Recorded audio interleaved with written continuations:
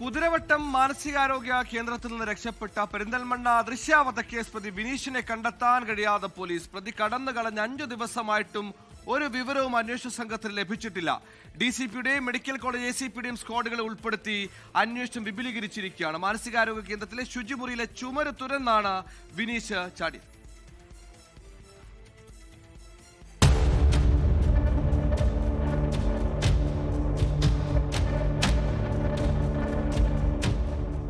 തിങ്കളാഴ്ച രാത്രി 11 മണിയോടെ കുതിരവട്ടം മാനസികാരോഗ്യ കേന്ദ്രത്തിലെ ശുചിമുറി തുറന്ന് കടന്നുകളഞ്ഞ വിനീഷ് എവിടെയെന്ന യാതൊരു തുമ്പും പോലീസിന് ലഭിച്ചിട്ടില്ല.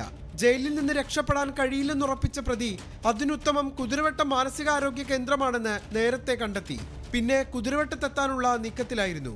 ആശുപത്രി ജീവനക്കാരുമായി നല്ല ബന്ധത്തിലായിരുന്നതും പ്രതിക്ക് ഗുണം ചെയ്തു. ഇതിനിടെ DCPയുടെയും മെഡിക്കൽ കോളേജ് ACPയുടെയും സ്ക്വാഡുകളെ ഉൾപ്പെടുത്തി കേസിന്റെ അന്വേഷണ സംഘത്തെ വിപുലീകരിച്ചു. അന്വേഷണ സംഘം കണ്ണൂർ സെൻട്രൽ ജയിലിലെത്തി പ്രതി വിനീഷുമായി ബന്ധപ്പെട്ട കൂടുതൽ വിവരങ്ങൾ ശേഖരിച്ചു. പ്രതിക്കായി ലുക്കൌട്ട് നോട്ടീസ് ഉൾപ്പെടെ പോലീസ് പുറത്തിറക്കിയിരുന്നു. പ്രതിയുടെ നാടായ മലപ്പുറം മഞ്ചേരിയിലും പരിശോധന ശക്തമാക്കിയിട്ടുണ്ട്.